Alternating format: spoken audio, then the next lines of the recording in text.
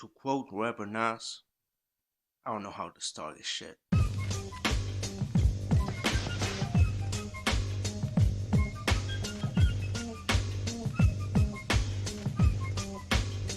So yeah, what up? My name is Martin Perez. On the internet I go by Megan Perez. At first I was gonna call this channel Spania Talking Movies. But to be honest, I'm not only gonna talk about movies on this channel. And saying I'm just a Spaniard will be so reductive of my life experience. So I'm gonna just use this video to talk about my life and what led me to creating this channel. Now, if you excuse me, let me put my reading glasses on.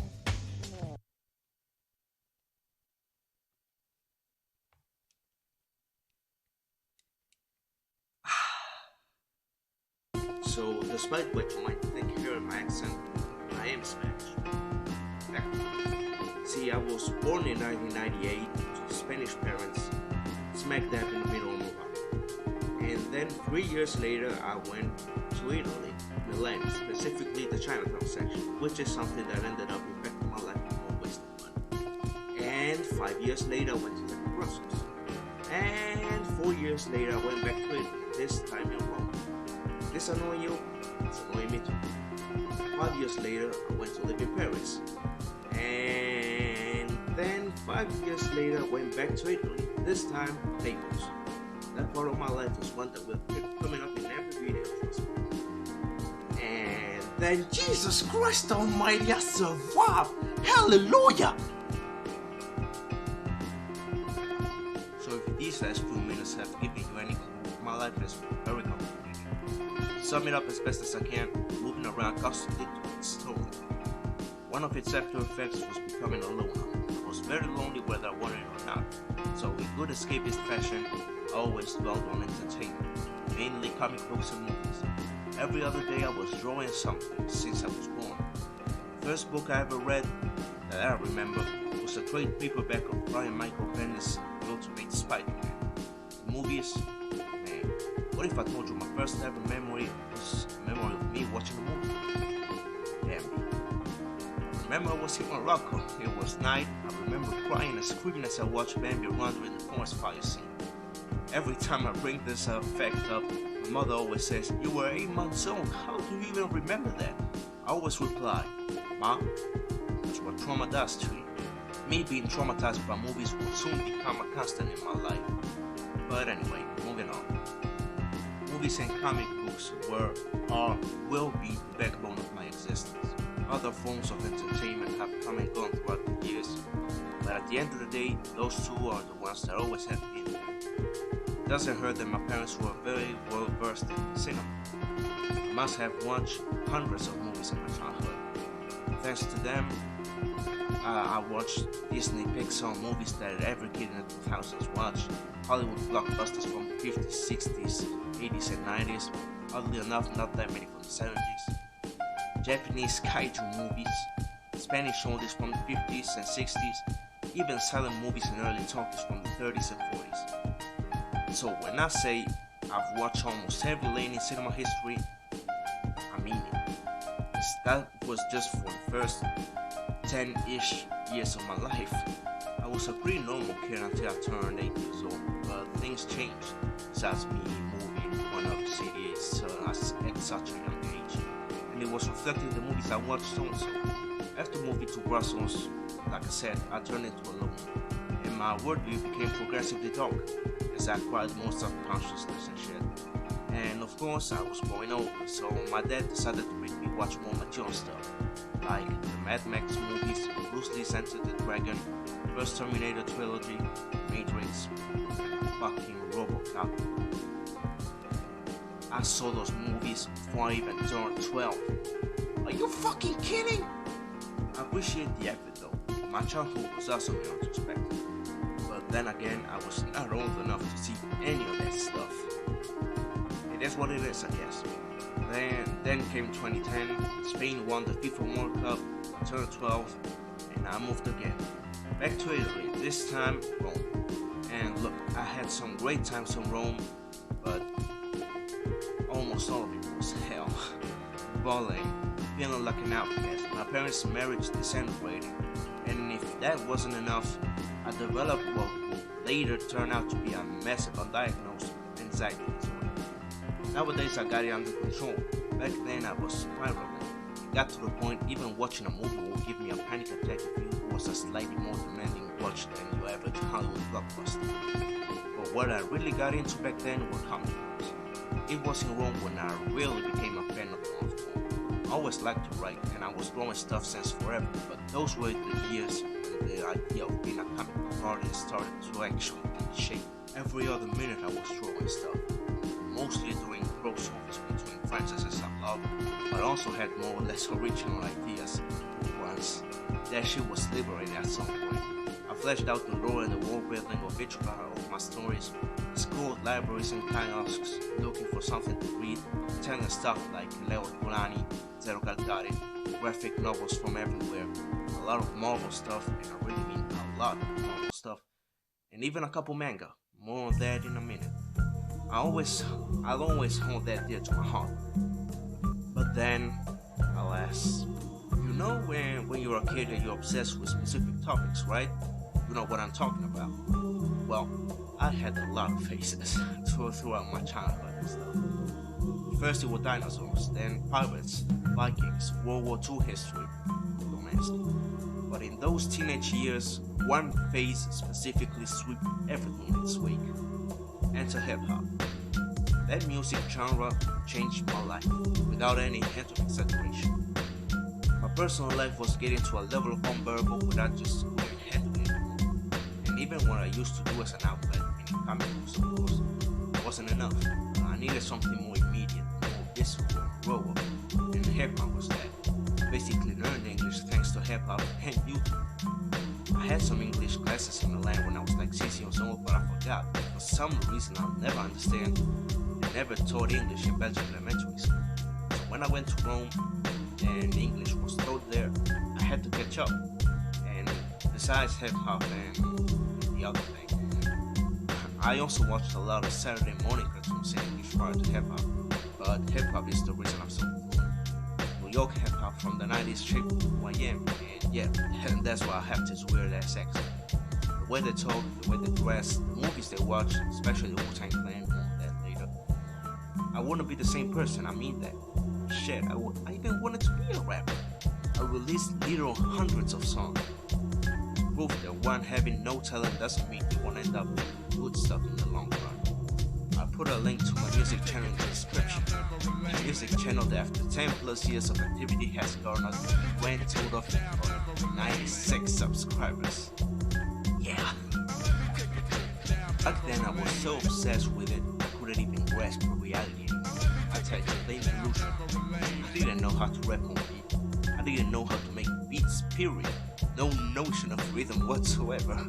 And I still did songs even lacking that basic knowledge. Most of all, I didn't realize making music for a living is a job too, and a job requires you put a minimum of effort, and I never did that. I just stood there waiting for my chance to come like it was some bullshit motivational movie. And the years went on, I was stuck, trapped in my own head. Plus, this was around the time I moved to Paris and finally my parents separated. I was not in the right state of mind. My anxiety flared up, and this time I knew what it was because I never knew, especially what happened to me back then. But this time I knew, and I started taking pills. They did help a little, making me slightly more rational, which led me to start watching movies again. This time with a lot of influence from my favorite rappers' taste. My interest in films started increasing again. We even made a short film for English class, which I will never share with anyone ever. The cringe will be too much to bear. But nonetheless, I was going through a bad period in my life. Falling, bad grades, anxiety, divorce, name it. At this point, my comic book dreams were but a distant memory. I didn't feel I was good or quick enough for any kind of job at that. By the time I was finishing high school, that was when I started realizing just all the years I had wasted for some bullshit wannabe music career that didn't exist in the first place. And I soon found myself stumbling to find a job and a place in the world. I couldn't go to any public universities because my grades were too low. spent all those last months doing jack shit and wasting time, and yeah, I had to find something private. Enter film school, or rather, audiovisual vocational training. But that place was almost exclusively film related, so I always call it film school. I was ecstatic because two things I loved most at that moment were music and movies, and I had the chance to do both. That felt spectacular. To tell the truth, from the first moment I came into contact with that place, I always had this thought creeping in the back of my head telling me I wasn't doing the right thing.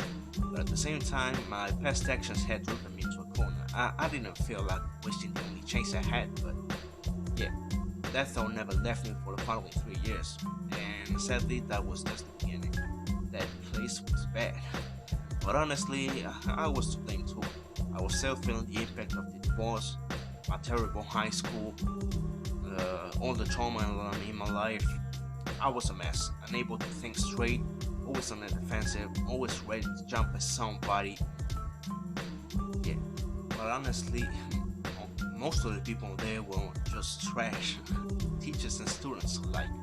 Film school was the place that took me out of any yearning for work in the cinema industry. I just couldn't handle the ego, the arrogance, the snobbing, the pecking order they got going on. Was it because they were upper class schmucks? Was it because they were French? I guess we'll never know. I will say, I met a couple of dear friends there that I still talk to with on a daily basis, and especially my cinematic culture became so much wider than it would ever have been otherwise, which in retrospect is something that forever changed the whole way I looked at movies. And also, thanks to that place, I discovered I just can't stomach most on-house cinema. So pretentious and insufferable. That's why I'm disgusted by the French New Wave. You got a problem with it? Then stop watching this channel and go stick a broom up your fucking ass. Fucking try hard. Film school made me despise the snobs, and that place was in no shortage of them. Couple that with me being in a bad place mentally, and you got a recipe for full-blown disaster. I could have just left, but like I said, I had this voice in the back of my head saying, where else are you gonna go to? Where else will you have enough credentials to be admitted? And I just stayed there. I had to bear condescending real racism, holier than thou attitudes, just sheer disrespect every day. I mean, it's not like I was innocent in any way, but at the same time, when you have to put up with that every day for 3 years straight, come on now. You're just the guy with the boom mic. Who cares what you think? I, on the other end, I'm an artist, un auteur. C'est pas niquer ta grand-mère, sale fils de pute, va. Also, my music career was going nowhere, and I just found the corner. And my grandma died. She was the first of my grandparents to die, and that changed me forever. Like, I realized my whole attitude was bringing me down. I started becoming more spiritual, calmer in general. And I started taking film school with a different approach. I worked more, I studied more, I even forgave the people there and made a conscious effort to get along with them. Everybody was proud of me. Everything was getting better. And then my grandpa died. And then COVID hit.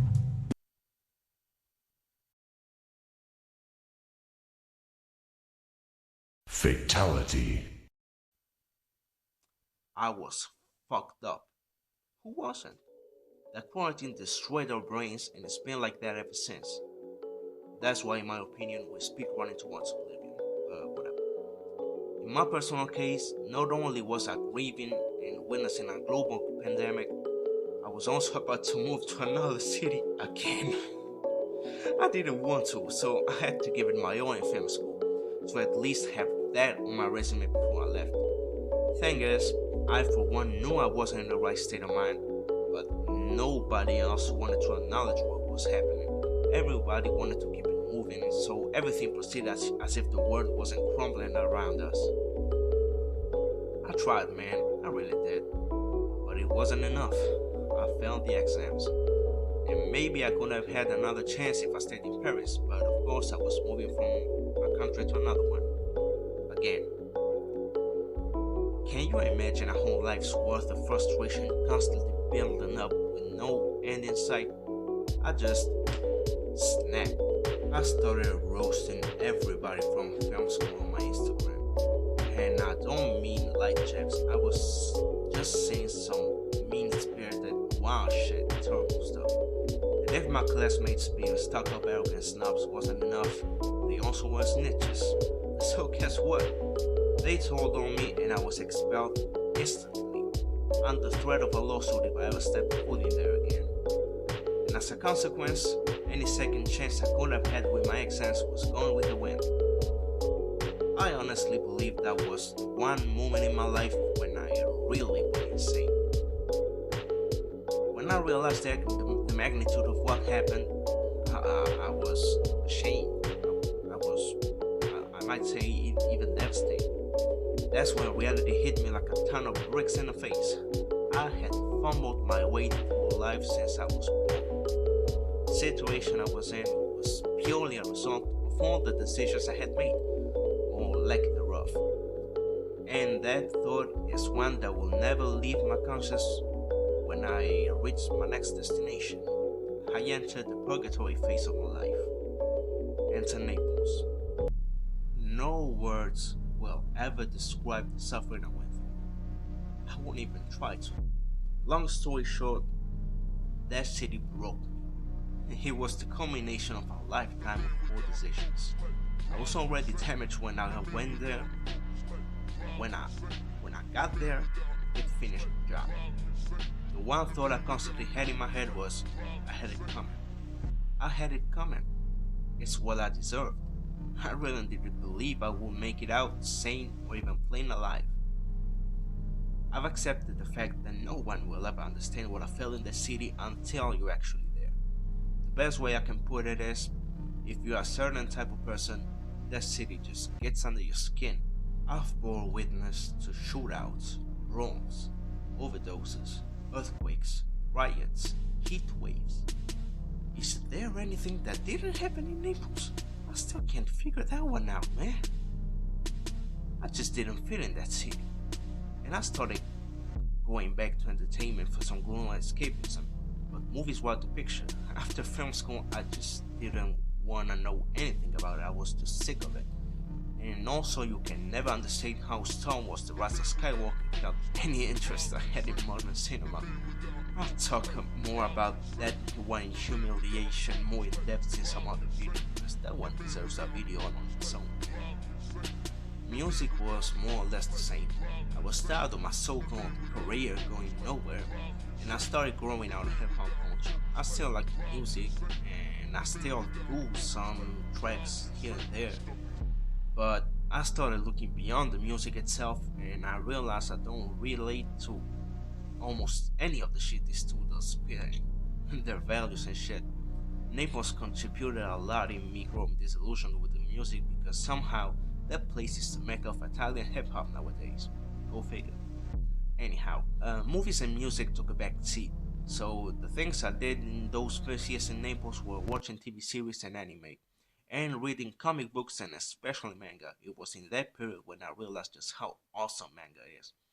Which reminds me, something happened during lockdown. Well, a lot of stuff happened, but one of them was good. I don't know, I was inside my house, I couldn't get out, bored out of my mind. For some reason I was just surfing through my old drawings and shit, and I happened to find a comic book I used to make back when I was in Rome, which is a special one because I created it with my friends. And out of curiosity, I rediscovered it again. I started reading it, and then I remember I never finished it. And the days went on until one day I just said, the hell, let's finish it. And I started drawing again. At first I only wanted to finish that one story, but the passion started reigniting again. By the time I was in Naples, only a few months later, it became my main pastime again. Like I said, I was fed up with cinema from the West, Western culture in general, and anime and manga made me think maybe there might be some good stuff in the East waiting for me to discover it. And once again, hip-hop. all three of those things contributed to me falling in movies again. I'll probably explore the whole moment more in depth in a later video. I've only reconciled with movies as a spectator though. I will never be part of that industry in any way whatsoever. And if I ever do, it sure as hell won't be as humiliating as it was. So yeah, I watch a lot of movies and series, I read a lot of comic books and manga. I find it stimulating, a constant source of inspiration for my stories. It was one of my main crutches when it came to handling life in Naples. I said was because, like I said at the start, I don't live there anymore. Yes! Yes! I survived. I genuinely did not think I'd make it out of there alive or sane, or both. But I did. Not only that, I also broke free from the constant cycle of moving around that has shaped my life until recently, because if I didn't say it before, I just kept moving from one country to another because my mother's job requires she moves from one country to another.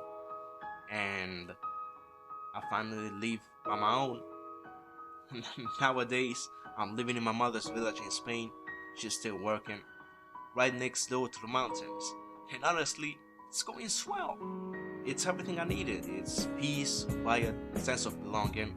Not that many people around. It's like 130 something people registered as living, but I don't mind. I've always been a loner. And here, nonetheless, I found the balance between solitude and meaningful interactions with people. And also, I've finally proven to everyone, including myself, I can live by myself. I cook, I clean, throw the garbage out, wash my own clothes. I do a lot of sports, hang out with family and friends, as few as they may be. There's one tiny little problem, as in, I don't know, getting a fucking job. Like I said, when I went back to Italy, I was already evaluating working on comic books for a living. But a few months down the line, I had no doubts about it. It was my childhood dream after all. I just... why not try to make something of it? A music career, if you can call it that, is dead at this point. It never went anywhere. And I'm way too much of an idiot to work with something I don't like. And I mean, I do like comic books, only this time in comic books I've managed to temper my expectations compared to music, because I love music way too much. But comic books, I can see myself doing comic books for a living as a job. Like, I put enough separation between pleasure and, job. And so yeah, to be fair, I also actually had much more progress in comic books. Oh my god. I'm sorry, y'all. My phone fell out. So, yeah. I was saying, I've actually had much more progress in comic books than I ever had in music. I released a couple things in a couple fanzines. I've networked a lot. I do a few commissions here and there, something to get me by, because I don't spend that much money, so I make a little money on the side and I keep myself economically stable. And I'm actually working with a pencil on a story. So yeah, compared to music, way more progress. But things are slow, very. And I need something else in the meantime to get me going. And so YouTube. I'm a 98 kid. I've watched stuff on YouTube for decades. As part of Gen Z's early batch, I bore witness to the birth of the YouTubers we know them. Back when I was living in Italy, I knew a few Italian YouTubers like Yotobi, Fancazzisti Anonimi, and also having friends speaking French and shit. I also was into Mr. V, Cyprien, La Ferme Jérôme, etc. And I liked a few English speaking YouTubers like DashXP, Epic Rap Battles of History, Team Stuff, the usual, But as a Spanish kid, Spanish speaking YouTubers were something else, man. El Rubius, Auronplay, Loulogio, Thorman, Mr. Jagger. I watched a whole bunch of different stuff on YouTube, still do. But as far as actual YouTubers go, those were among the first. And what do all these people I've mentioned have in common with each other? They all have a heavy focus on comedy. And as I grew up, my sense of humor started evolving, and I started adopting humor into my own personality. And it turns out I can actually be quite funny sometimes. And it also turns out my sense of humor is fucking weak. I think El Bananero, Filthy Frank, and stand-up comedy from the 80s are to blame. I kept evolving, and my taste in YouTube has evolved too. During lockdown, I got quite heavily into what I enjoy, which is a Chinese-French duo of blood brothers that I felt so identified with. And they made me laugh a lot too, because they're mostly focused on comedy. And that's when I started thinking to myself, I should give YouTube a try. And so I did. A French language series of comedic sort of stand-up routines. But I stopped after 2 videos. Why? Well, my laptop died while I was editing the third, and it almost got me killed as well. Everything I had on there disappeared forever, including the files for my YouTube stuff. That was quite the blow, besides the shock from being fucking electrocuted. Time went on, and I just let it be. But these last few years, I've been watching a lot of YouTubers that focus on SA7 movies, manga, entertainment in general. Masked Man, Matt Draper, Bushido Blues, Rosatron, Wildflix, Sadness Cinema, on and on and on. And also, shout out Letterboxd. That shit is unironically changing my life. I created an account back in 2024. For the niche stuff I talk about on there, I've got a somewhat big amount of followers. Like, we're almost at 600 by now. But for someone largely known by people on the internet, that is a good starting. So all of that made me evaluate doing videos about more or less the same topics. Maybe I'll have the same luck I'm having on Letterboxd. Besides, the idea of doing YouTube videos on the site never went away, even during all those years between my French skits and making videos on the stuff that I love, comic books, movies, etc. But with influence of all the comedic YouTubers I've mentioned until now, just to give the whole thing an identity of its own, thanks to my sparkling personality. I'm a walking meme, so if I manage to use that to stand out a little among the crowd, that's fine by me. And yeah, that's about it. I bid you welcome. I don't know how well this will fare, but I hope we'll all have a good time, so stay tuned. I'll keep posting videos whenever I can, and I'll try to keep a steady schedule. I'll try. After all, I'm not doing YouTube as a main thing, but I will try to give stuff every now and then. And I hope if you stick around, I hope you enjoy it, because I sure as hell want to enjoy it myself. So that's it. Till next time.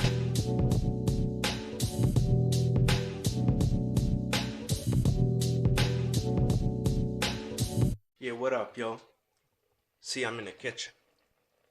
But thing is, I was forgetting. I'm also leaving in the description the links to my Letterboxd and my Instagram account where I post my comic book stuff. I'm a fucking mess. How could I forget that?